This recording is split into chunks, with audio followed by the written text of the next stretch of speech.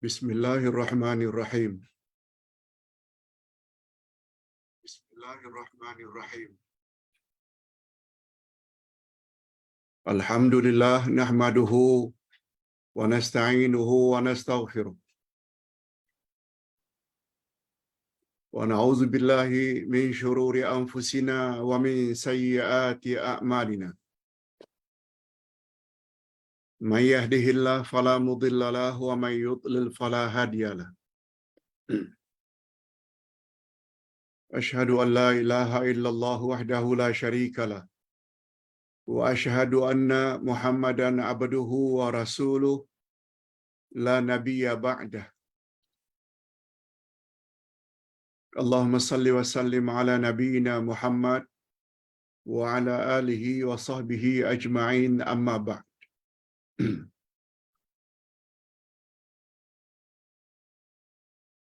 Hadirin dan hadirat serta para pemirsa yang saya hormati, Assalamualaikum warahmatullahi wabarakatuh.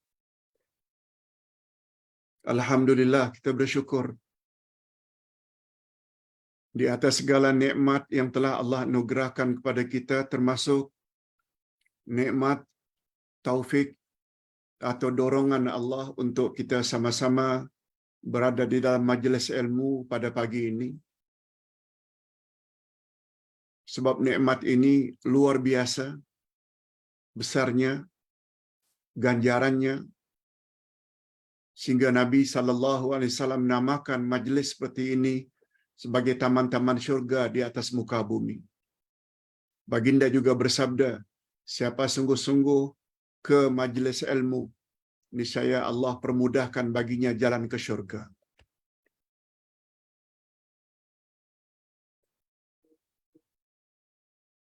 Pada pagi ini, Khamis 21 September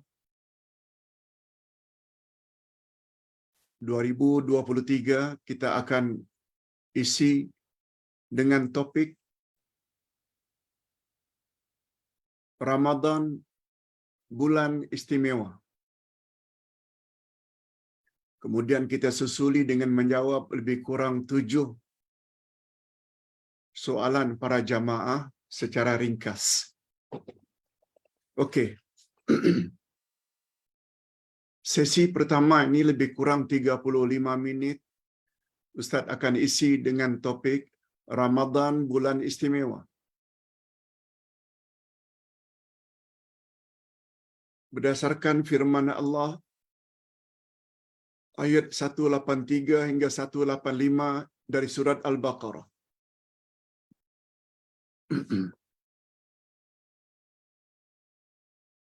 Keistimewaan bulan Ramadan ini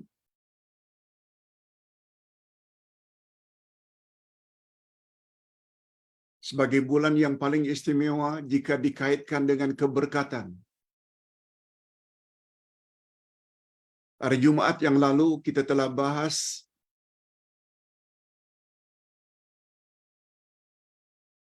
topik akidah jam 5:30 petang dengan Al-Barakah atau Tabarruk, mengambil berkat. Dan keberkatan semuanya adalah milik Allah.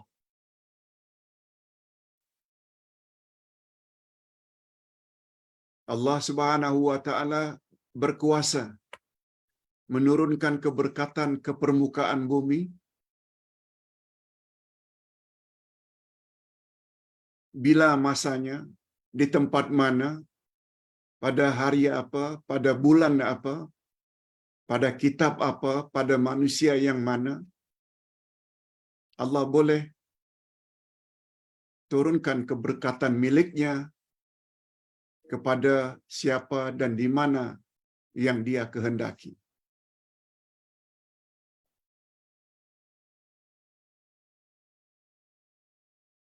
Salah satu keberkatan yang paling banyak diturunkan oleh Allah adalah bulan Ramadan. Itu sebabnya Ramadan dipanggil dengan Syahrun Mubarak. Kelebihan Ramadan bukan hanya itu. Dalam bulan Ramadan juga terdapat Lailatul Qadar. Dan Lailatul Qadar sangat istimewa. Sehingga dikatakan oleh Allah lebih baik dari 1000 bulan. Itu sebabnya Lailatul Qadar dipanggil Lailatul Mubarakah. Mula-mula Al-Quranul Karim juga pada bulan Ramadan. Yaitu pada 17 Ramadan. Itu sebabnya Al-Quran dipanggil dengan Kitabun Mubarak. Lailatul Qadar. Al-Quran diturunkan. Semuanya terdapat di dalam bulan Ramadan. Itu sebab Ramadan dikatakan bulan yang paling istimewa. Kita bacakan dulu ayat 183. A'udzubillahi minasyaitonirrajim. Ya ayyuhalladzina amanu kutiba alaikumus siyamu kama kutiba alal ladzina min qablikum la'allakum tattaqun. Ayyaman ma'dudat. Ayat 183 dan permulaan ayat 184. Hei orang-orang yang beriman, diwajibkan ke atas kamu berpuasa.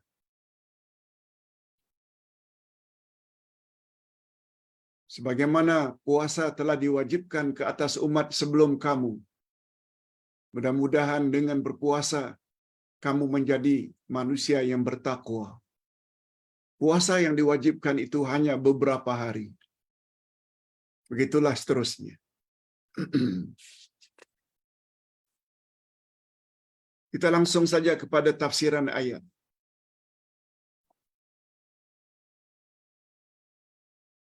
Pada ayat sebelum ini, sebelum ayat 183, Allah telah mengisahkan tentang hukum qisas. Siapa yang membunuh, dia hendaklah dibunuh. Allah juga telah menyebut tentang wasiat. Hukum wasiat.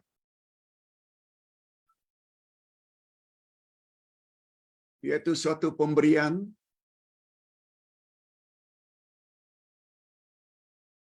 yang dilaksanakan setelah kematian seseorang. Itu wasiat. Itu ayat terdahulu. Lalu pada ayat 183 yang kita bacakan tadi, Allah SWT menyuruh orang-orang beriman agar berpuasa.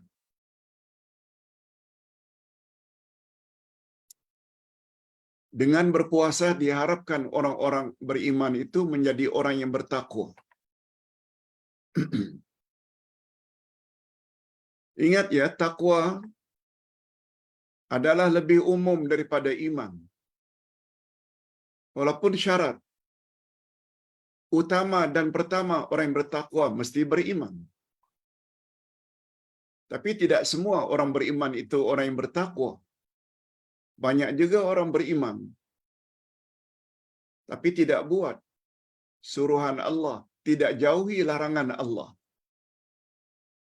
Mereka mukmin juga, orang beriman, marah bila dikatakan kafir. Iman ada, tapi tetap berjudi, tetap berzina, tetap rasuah. Itu bukan orang yang bertakwa. Apalagi definisi takwa, buat suruhan, jauhi larangan.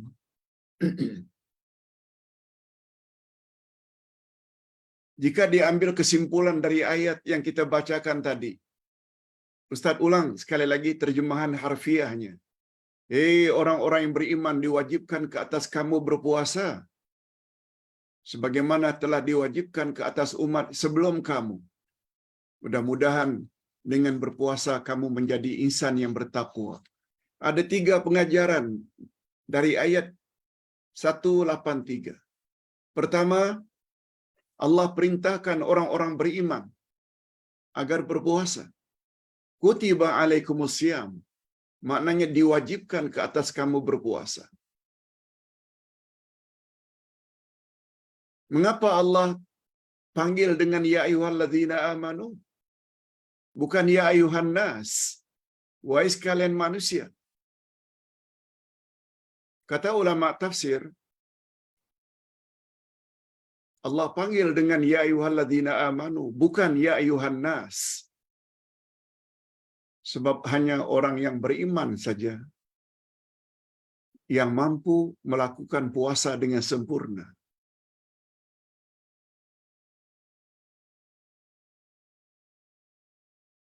Orang beriman tahu,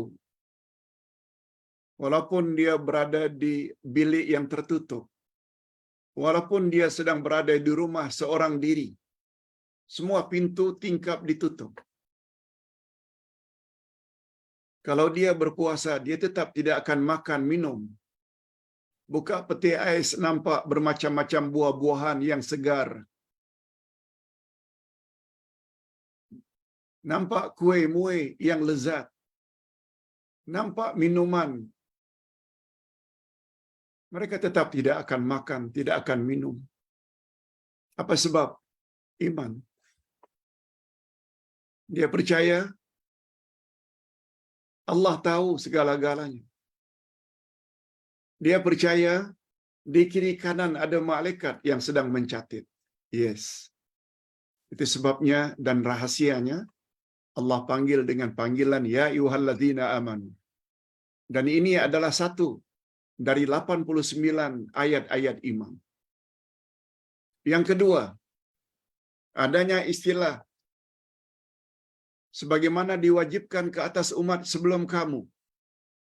Ini memberi isyarat bahwa puasa adalah syariat yang sudah wujud sebelum Nabi Muhammad sallallahu alaihi wasallam. Sudah wujud.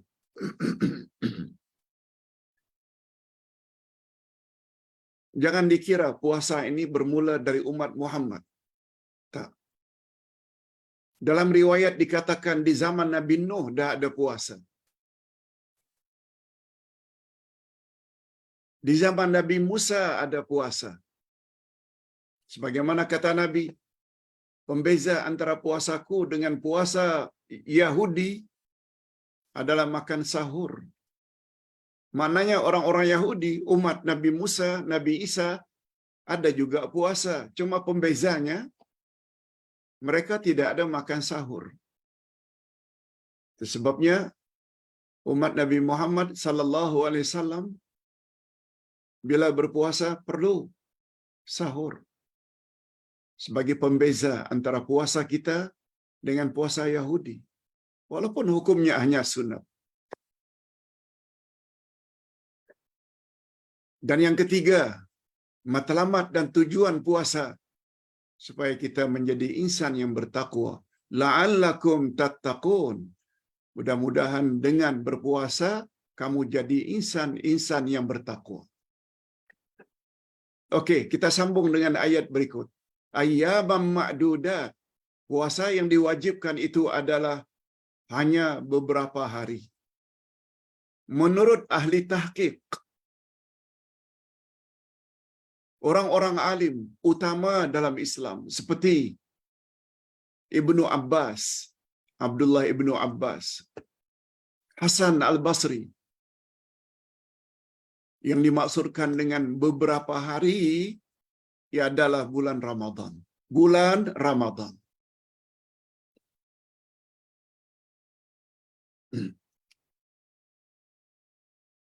Apalagi ayat itu nanti akan disambung dengan Syahrul Ramadan. Apalagi ada hadis Nabi sallallahu alaihi wasallam yang menyebut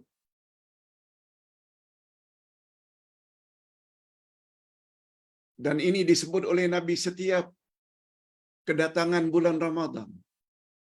Qad ja'akum syahrun mubarak. Kamu saat ini sedang berada di ambang pintu bulan yang penuh berkat. Lalu Nabi sambung, iftaradallahu alaikum siyama.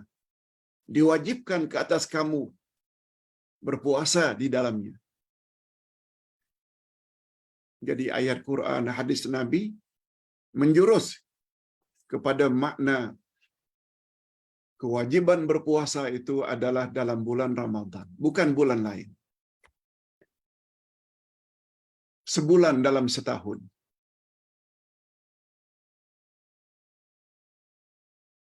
Ramadan punya kelebihan bermacam-macam. Dia adalah bulan yang penuh berkat. Dia adalah penghulu semua bulan. Kalau hari Jumaat penghulu semua hari dalam seminggu sehingga mendapat gelaran Sayyidul Ayyam, penghulu semua hari-hari dalam seminggu. Nabi Muhammad karena penghulu semua nabi dan rasul mendapat gelaran Sayyidul Anbiya wal Mursalin, penghulu semua nabi, penghulu semua rasul. Keistimewaan Ayatul Kursi sehingga dipanggil oleh Nabi Sayyidatu Ayil Quran, penghulu semua ayat-ayat Quran. Lailatul Qadar, penghulu semua malam dalam setahun. Itu sebabnya Lailatul Qadar dipanggil Sayyidatul Layali. Hari Arafah, penghulu semua hari dalam setahun. Sehingga ia dipanggil Sayyidul Ayyam fis sanah, dalam setahun. Demikianlah bulan yang 12 ini, Muharram, Safar, Rabiul Awal hingga Zulhijjah, maka Sayyidul Syuhur, penghulu semua hari, adalah Ramadan. Hadirin dan hadirat, pembahasan tentang keistimewaan Ramadan ini perlu kita tahu, walaupun masih jauh lagi bulan Ramadan. Tapi kita disuruh supaya mengharap kedatangan Ramadan. Kalau sekarang Safar, kita dah lewati bulan Ramadan. Syawal, Zulkaidah, Zulhijjah, Muharram, Safar. Dah 5 bulan kita tinggalkan Ramadan. Tapi ingat, adalah menjadi amalan para sahabat. Dalam 1 tahun mereka dalam berdoa, jadikan 2. Apa duanya, Pak Ustaz? Sejak Ramadan, tambah 5 bulan berikutnya, sampai Safar, doa mereka, Ya Allah, terimalah segala amal saleh yang telah kami lakukan dalam bulan Ramadan yang lalu. Ramadan tambah 5 bulan berikutnya. Ini sebentar lagi kita masuk Rabiul Awal. Maaf. Kita dah mula masuk minggu pertama Rabiul Awal sekarang ini. Sudah masuk dah. Bermula Rabiul Awal ini, doa para sahabat. Ya Allah, panjangkanlah umur kami sehingga dapat menemui Ramadan akan datang. Wa balighna Ramadan. Sebagaimana doa yang kita selalu sebut. Allahumma barik lana fi Rajab wa Sya'ban wa balighna Ramadan. Ya Allah, berkatilah hidup kami dalam bulan Rajab dan Sya'ban, dan sampaikan jugalah kiranya umur kami sehingga menemui bulan Ramadan. Jadi jangan dikira topik ini kurang berfaedah. Sangat berfaedah. Bila kita tahu sikap para sahabat, sangat mengharap akan kedatangan bulan Ramadan. 6 bulan berikutnya bermula dari bulan Rabiul Awal ini. Mohon setiap hari.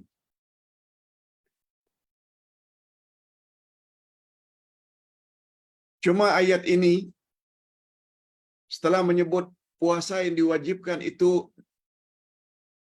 hanya beberapa hari, yaitu dalam bulan Ramadan, diikuti oleh Allah. Faman kana minkum maridan aw ala safarin fa iddatun min ayyamin ukhar. Bila kamu sakit atau safar traveling, perjalanan jauh, kamu boleh tidak berpuasa. Tapi hendaklah kamu ganti, kamu qada puasa yang kamu tinggalkan karena sakit dan safar itu pada bulan lain.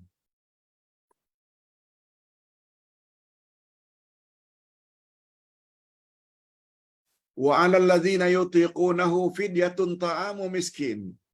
Sambungan ayat. Barang siapa yang tidak mampu berpuasa karena terlalu tua atau mengalami penyakit yang kronik,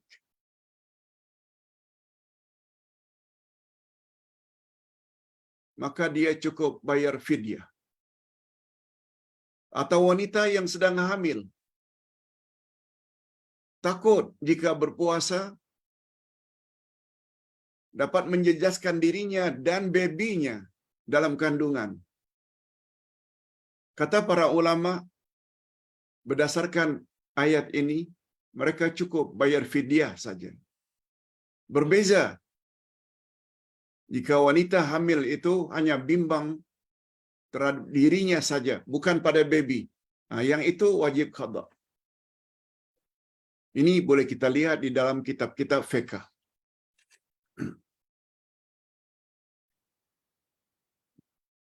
Jadi di dalam ayat ini ada hukum rukhsah, ada hukum azimah. Azimah maknanya hukum asal, setiap orang beriman wajib berpuasa. Tapi ada hukum kelonggaran. Bagi orang yang sakit atau orang yang musafir, mereka boleh tidak berpuasa. Malah bagi orang yang sakit, kronik atau terlalu tua, lagi kronik perlu makan obat senantiasa 3 kali sehari, atau terlalu tua tak mampu untuk tidak makan walau sedikit, bagi mereka cukup bayar fidyah saja. Itu namanya rukhsah.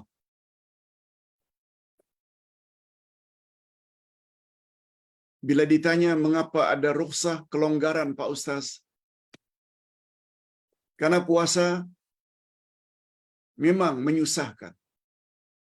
Lebih-lebih lagi bagi orang yang tidak biasa.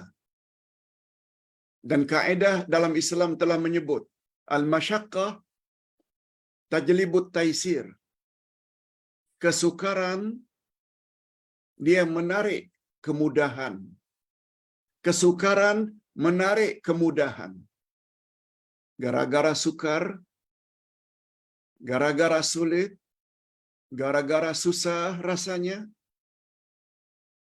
maka kita dibolehkan untuk mengambil rukhsah. Musafir umpamanya, boleh bukan saja jamak, malah boleh qasar. Itu semuanya rukhsah. Bagi orang yang tidak dapat berwuduk karena ketiadaan air atau tidak boleh gunakan air, boleh tayamum. Bagi orang yang salat fardu, yang sewajibnya berdiri tegak, tapi lutut sakit, tidak boleh berdiri lama, tidak boleh sujud sebagaimana yang dituntut di atas 7 anggota, boleh salat duduk, boleh salat di atas kursi, dan boleh malah rukuk dan sujud di atas kursi. Itu maknanya rukhsah. Mengapa rukhsah? Karena Islam tidak mau menyusahkan umat. Rasulullah sallallahu alaihi wasallam dalam hadis sahih riwayat Imam Bukhari pernah puasa. Rasulullah sallallahu alaihi wasallam dalam hadis riwayat Imam Bukhari, hadis sahih, pernah jamak salat di Madinah, zuhur dan asar, maghrib dan isya. Bukan karena musafir, bukan karena sakit, bukan karena hujan, bukan karena takut.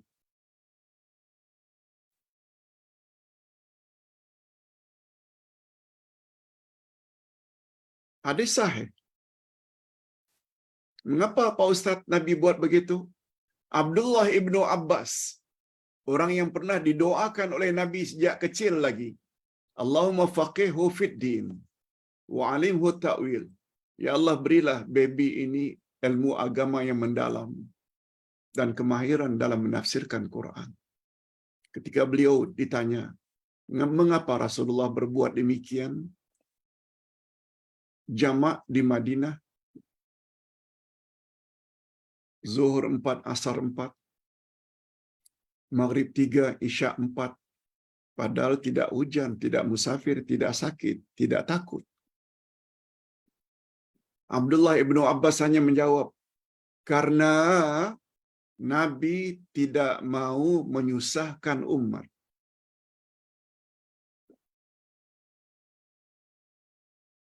Ini sama dengan kehendak Allah Subhanahu wa taala. Di dalam ayat 184 disebut oleh Allah sebagai sambungan. Yuridullahu bikumul yusra wala yuridu bikumul usra. Allah menginginkan kemudahan bagimu dan Allah tidak suka menyusahkan kamu. Nabi Muhammad sallallahu alaihi wasallam punya pandangan exactly. Itu sebabnya bila kita jumpa mana-mana ustaz, ustazah, pendakwa, habib, kiai, tuan syekh, tuan guru yang kerjanya menyusah-nyusahkan, sikap itu bercanggah dengan kehendak Allah dan kehendak Rasul.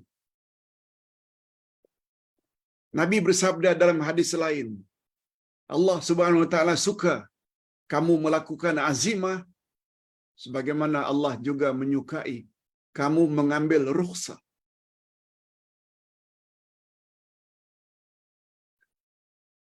Topik ini yang kurang berdasarkan pengalaman Ustaz, kurang mendapat pendedahan untuk umat Islam Nusantara.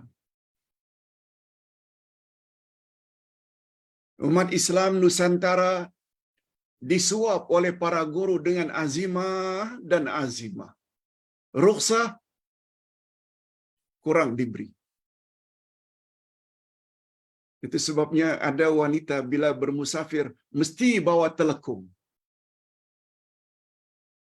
Laki-laki bila musafir mesti bawa kain pelekat, mesti bawa songkok. Padahal kewajibannya tutup aurat saja.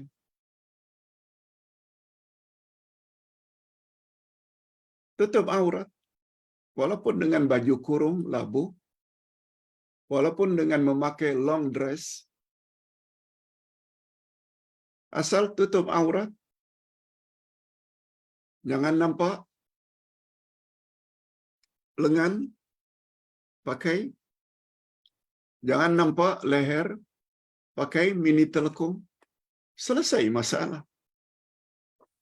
Mengapa susah-susah sangat? Laki-laki pakai tutup aurat, walaupun tidak bersongkok, walaupun hanya pakai seluar, sah.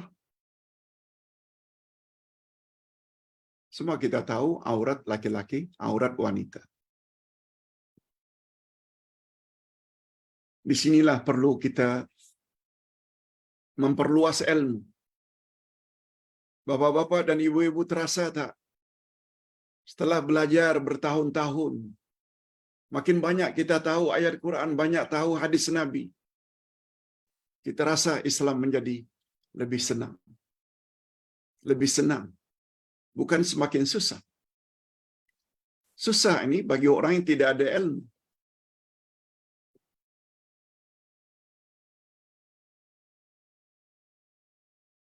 Hadirin dan hadirat rahimakumullah. Namun demikian pada penghujung ayat 184. Allah berfirman, "Faman tatawwa'a khairan fahuwa khairul lah." Pertama puasa. Bagi yang sakit musafir boleh qada. Dan bagi siapa yang tidak mampu cukup bayar fidyah. Cuma ada sambungan. Faman tatawwa'a khairan fahuwa khairul lah. Barang siapa yang membuat kebajikan, itu adalah lebih baik baginya. Apa pula maknanya, Pak Ustaz? Dia ada 3 makna.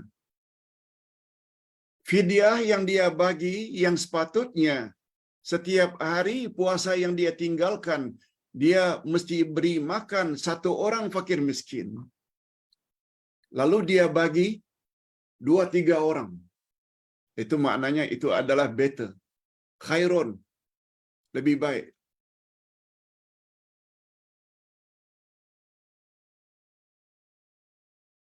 Makna yang kedua, apabila dia bagi fidyah yang sepatutnya untuk makan 1 orang, dia bagi lebih daripada itu. Kalau tadi orangnya sampai 2-3 orang, bukan 1 orang setiap 1 hari yang dia tinggalkan. Makna yang kedua, bila dia bagi lebih daripada keperluan sehari kepada orang tersebut. Dan yang ketiga, maksudnya selain dia bayar fidyah, kalau dia ada kemampuan, dia juga berpuasa. Itu lagi bagus. Itu lagi bagus. Fidyah bayar, puasa pun juga diqadha. Itu makna faman tatawwa'a khairan fahuwa khairul lah.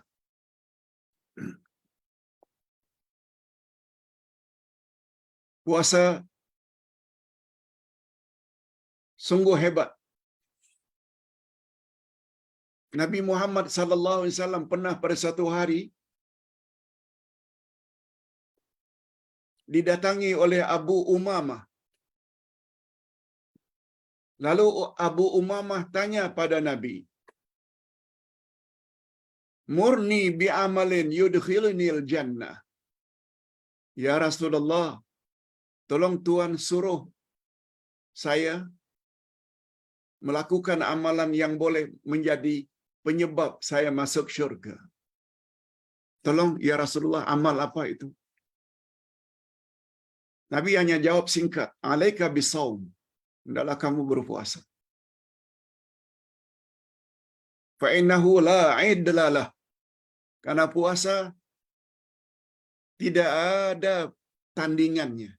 Maknanya amal yang paling hebat. Summa ataituhu saniyah. Kata Abu Umamah, aku datang sekali lagi kemudian setelah beberapa hari. Aku tanya lagi, "Tolong beritahu aku ya Rasulullah, amal apakah yang boleh membawa aku ke syurga?" Kata Nabi, "Alaika bisawm." Hendaklah kamu berpuasa. Diulang oleh Nabi sampai 2 kali. Dengan jawaban yang sama, puasa. Itu sebabnya Ustaz selalu sebut,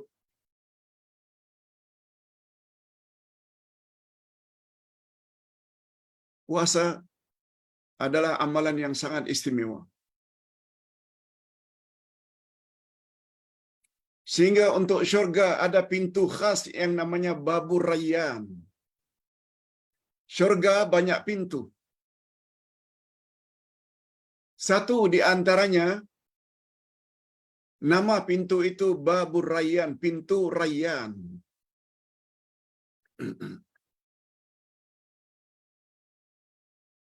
Dan pintu Rayyan itu, pintu hanya boleh dimasuki oleh orang yang berpuasa saja. Yang boleh, yang layak masuk pintu itu. Nabi tidak pernah sebut ada pintu haji, ada pintu umrah, ada pintu zakat, hatta pintu salat. Nabi tak pernah sebut. Tapi Nabi sebut pintu khas untuk orang-orang yang berpuasa adalah Rayyan. Bila kita hendak bercakap tentang kehebatan puasa. Nah, kita sampai ke bahagian yang terakhir.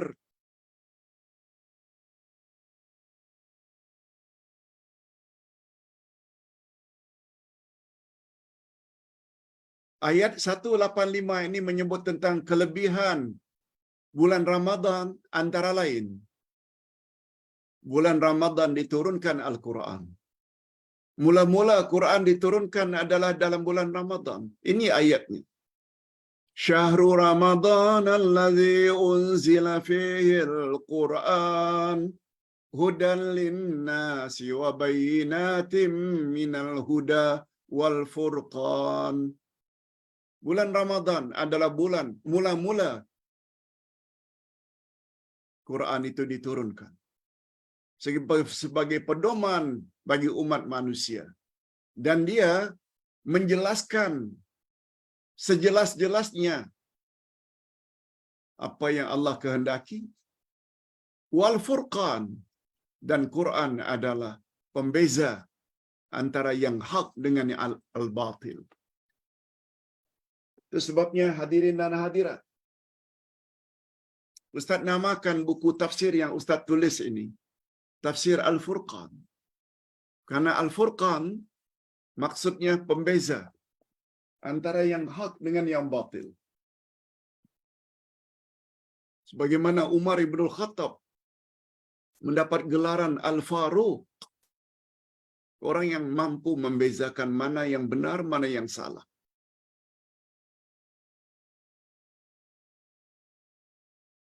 Itu berlaku pada bulan Ramadan. Itu di antara keistimewaan bulan Ramadan.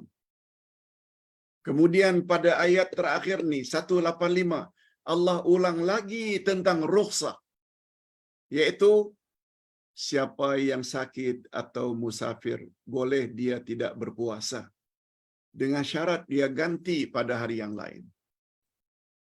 Kata ulama tafsir, pengulangan ini memberi makna betapa pentingnya tahu tentang rukhsah. Yang kedua, untuk membantah orang yang mendakwa kononnya rukhsah, kelonggaran, tidak berpuasa ketika sakit dan musafir. Mereka mendakwa kononnya mansukh. Mansukh maknanya dah terbatal, tidak berlaku lagi, salah. Itu sebab dan hikmahnya mengapa pada ayat berikutnya diulang sekali lagi.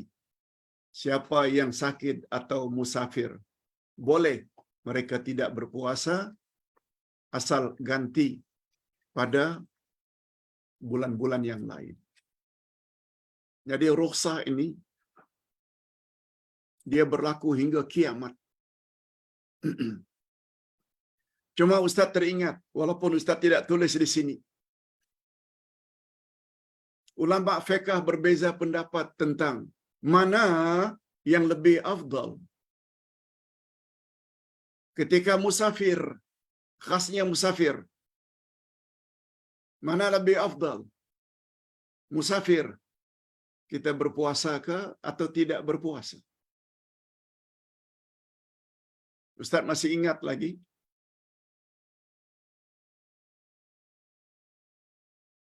Imam Asy-Syafi'i rahimahullah berpendapat berpuasa lebih afdal daripada berbuka.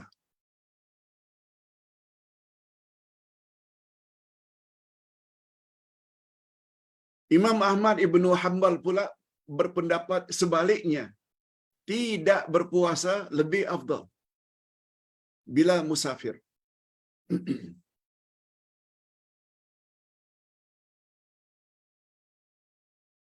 Begitu pandangan dua ulama besar ini.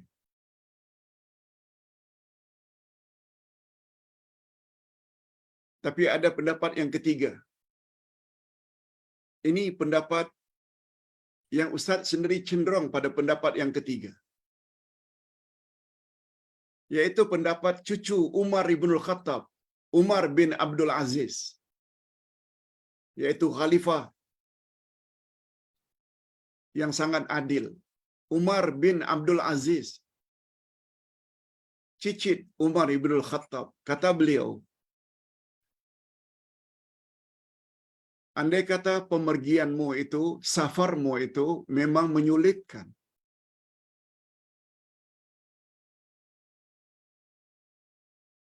kamu berpindah dari satu negeri ke negeri yang lain dengan membawa family, anak-anak yang masih kecil.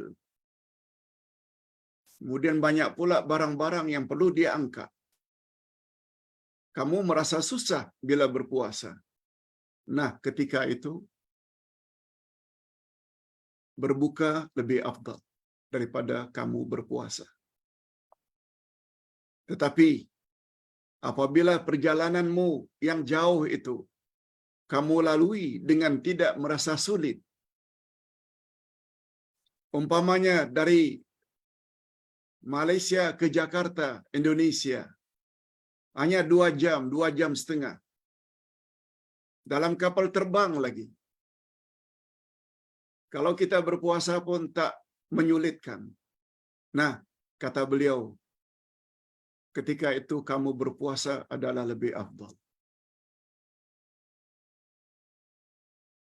Begitu pembahasan ulama fiqh. Hadirin dan hadirat rahimakumullah. Dan terakhir sekali, Allah Subhanahu wa taala suruh kita bertakbir bila telah menyempurnakan puasa Ramadan. Bertakbirlah. Allahu akbar, Allahu akbar, sebagaimana kita selalu bertakbir bila berhari raya. Mengapa?